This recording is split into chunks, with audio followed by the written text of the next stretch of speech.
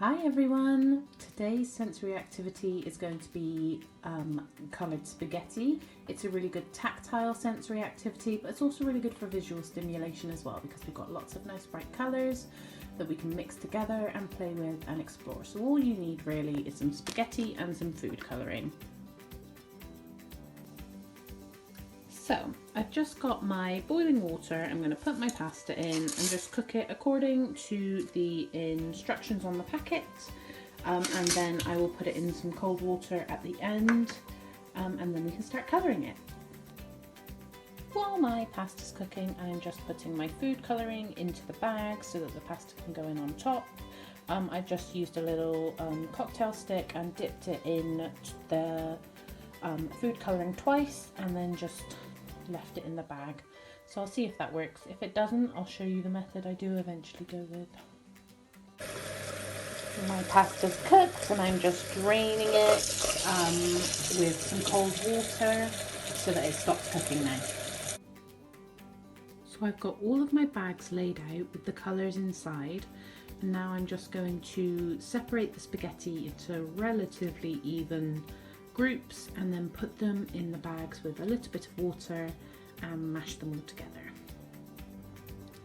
So I put the pasta in with the food colouring, and now all you need to do is move the pasta around in the bag to evenly distribute the colours.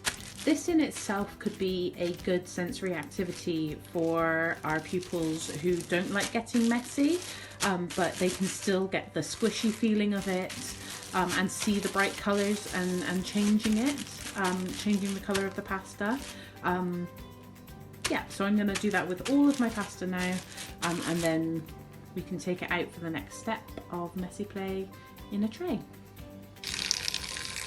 I'm just rinsing off the spaghetti. It's been soaking in the food colouring.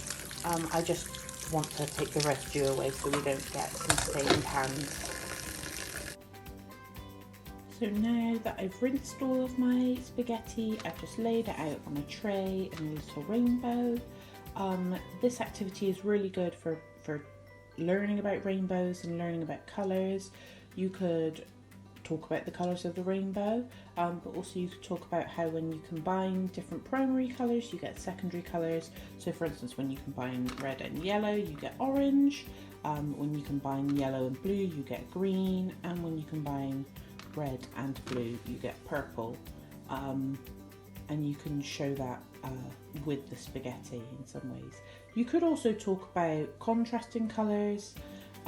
For instance, the primary colours are red, yellow and blue. When you mix red and yellow you get orange, so the contrasting colour of orange is blue.